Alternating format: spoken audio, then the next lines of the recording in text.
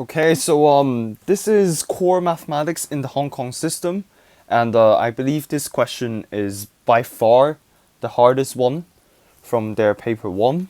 So, which is just long questions. So let's tackle that because why not? You know, I'm a math channel and that's my job. So part A wants us to find coordinates of G and H in terms of t, where G is a circumcenter and H is the oval center. So definitely we know that P is at 50, 0. So, and you know, G and whatever line intersects OP, and then it will be a perpendicular bisector. So we could just say, oops, excuse me, we could just say G is 25 alpha because it's a circumcenter. And if you don't know what the 5 centers of circles are, just go search for it. It's quite simple. Anyways, moving on. We'll start from G and then we'll go to find H. So the slope of PQ. Why do we need that, you ask? It's because two perpendicular bisectors intersect at the same point. In fact, there's 3 per triangle. But then when two lines intersect at one point, the third same line will also intersect at that point. So because it's the circumcenter, I'm not gonna repeat that. So we need to find the slope of PQ. Because R is a point such that OQ is median. So we have no idea what R is, so I'm not gonna go for that direction. So obviously slope of PQ is 0 minus t. Just finding slope is just very easy. And then let's find equation of that line, that perpendicular bisector, which is excuse me there, equal to, because it's a perpendicular line, the slopes multiplied will be -1, which means I could do such a thing. So I could conclude y equals, oops, excuse me, I'm going to write some steps. Hold on. Yt minus t squared is equal to 18x minus 576. So we could confidently say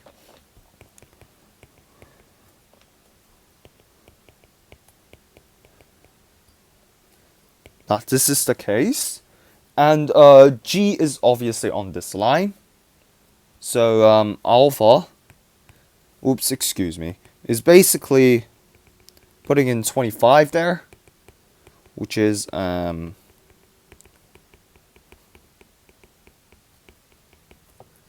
and which means we'll get this expression. So we could say G is equal to 25 and this expression right here. And obviously PQ is equal to RQ. So by the midpoint theorem, we could just say that R is 14 and 2t. Because that's just very easy to find. 50 minus 32 is 18. And the other point would be 14 afterwards. And 0t gives 2t. So which means R is that. And H is the oval center. And obviously, one of the heights is going to be R and then perpendicular to OP. So H should be on this line, which means we could just say H is 14 beta. And let's find such a line. That line should be, well, hold on, give me a second.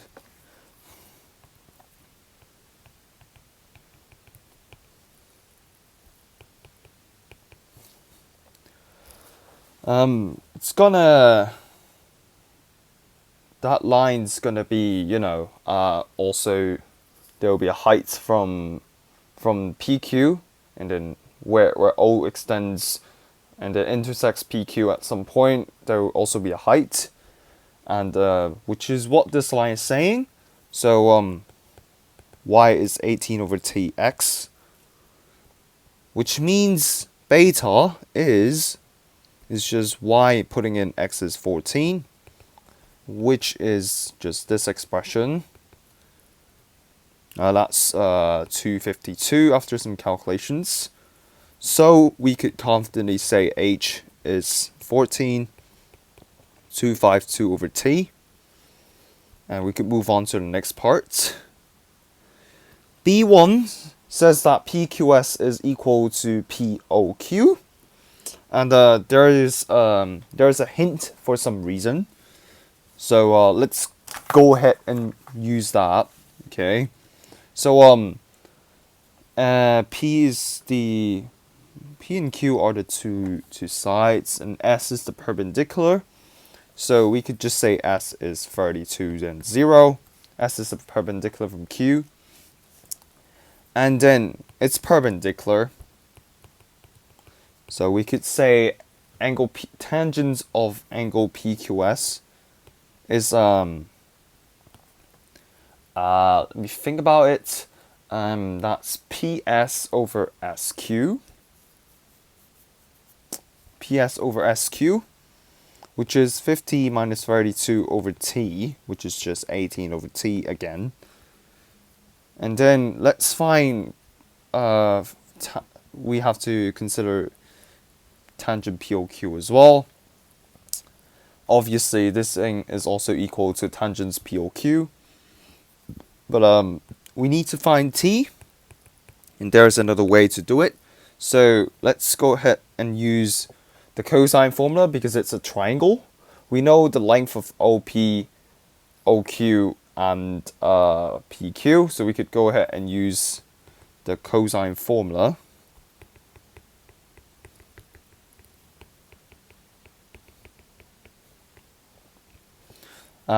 This is OP, this is OQ, well, all squared, and that's PQ squared. Very basic stuff. Over 2 OP and OQ. That just gives 50 squared plus 32 squared minus 18 squared over 2 times 50 times the third, which is just 32 over that third. And we could go ahead and find tangents of this angle, which is just using Pythagoras theorem. Any toddler would know how to do this at this point, which is T over 32. This is given, so the tangents are equal. So we could say 18 over T is equal to T over 32. Oops, excuse me there. Which implies T squared is 576.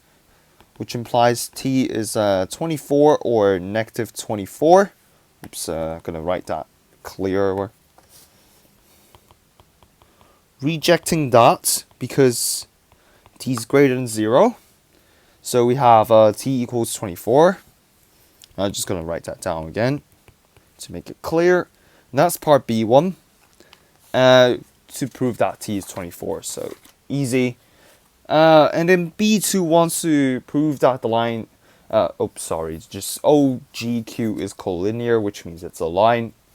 So the obvious one out of the way is to think about the slopes.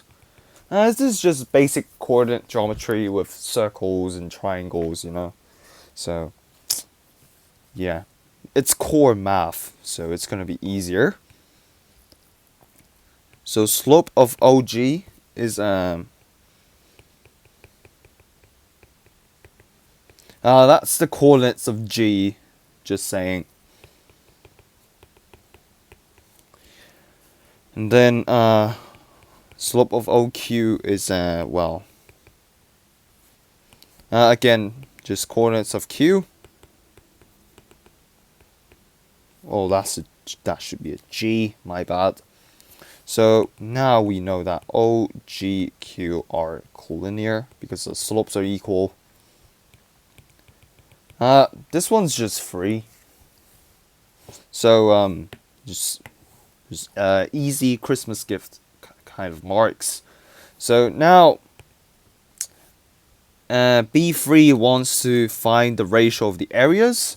So if we could say that all of the lines, all of the centers, including I, G, H, all of them BS lie on the same line, it will be easy to find the ratios.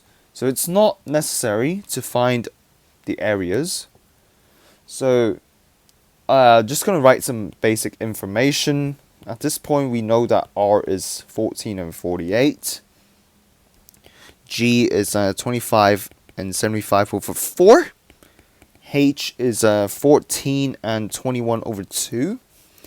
And now I'm gonna prove that the triangles are equal, congruent, sorry. Just saying OQR and OQP. Let me think about it. OQP and OQR are congruent. So you know what I mean, right? So it's gonna be easier.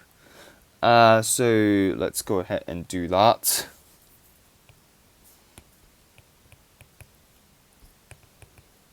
Not OG. That should be a Q.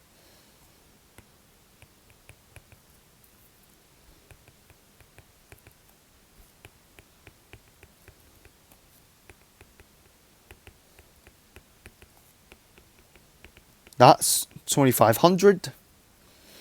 Obviously, OP squared is 50 squared, which is 2500. So we could say angle OQP is equal to 90 degrees, which is just angle OQR.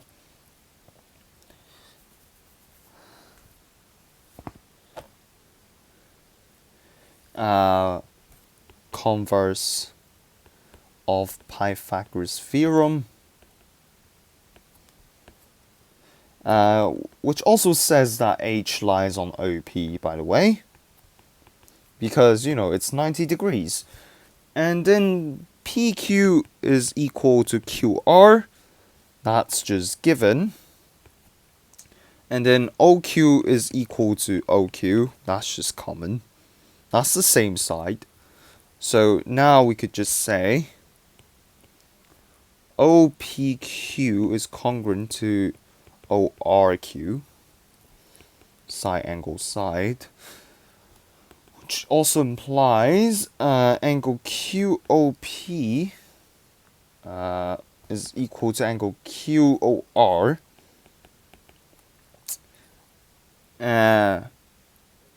Because congruent triangles, which implies OQ is the angle bisector of angle POR.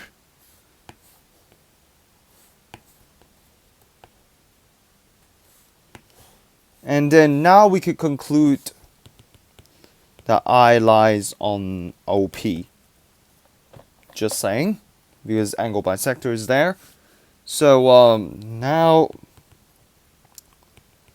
that IJ is perpendicular to OP, and I is A and B as coordinates, which implies J is equal to A0.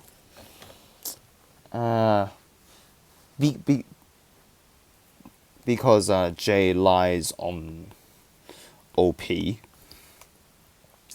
So, and then now we do some trigonometry to find the coordinates of I. To find the coordinates of I, and ahead find, the ratio required. So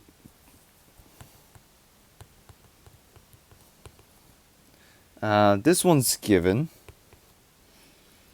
which is b over a, which is the same as b is equal to 3a over 4. It's the same triangle, you know?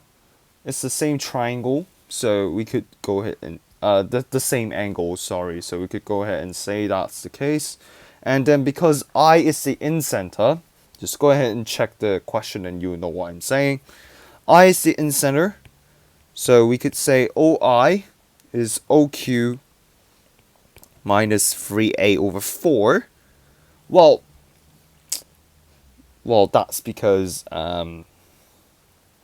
IJ is the radius of that circle, so we could just turn that and then we could find OI. And OI is easy to find.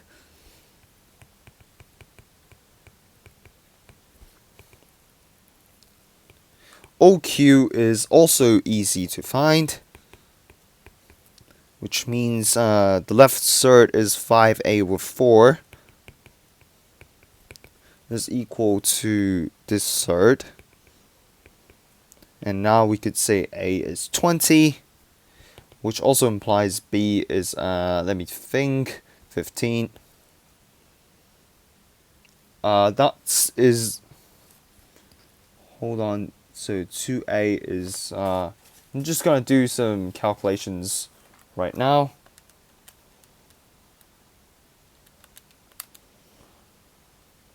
$40, $20, so 15, 20 and 15, that makes a lot of sense.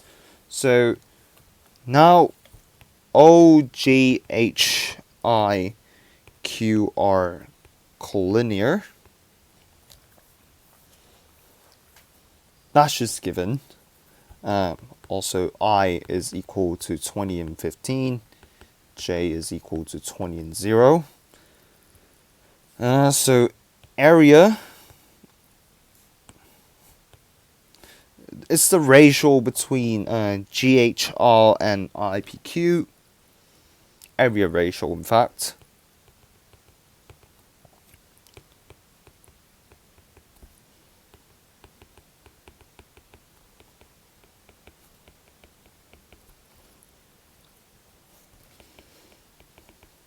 This one's given.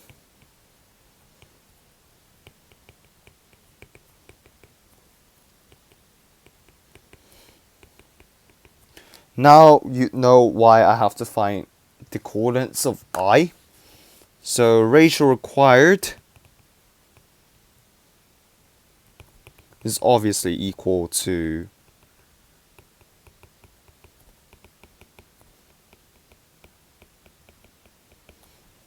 which is just GH IQ ratio. And now we just have to find the lengths.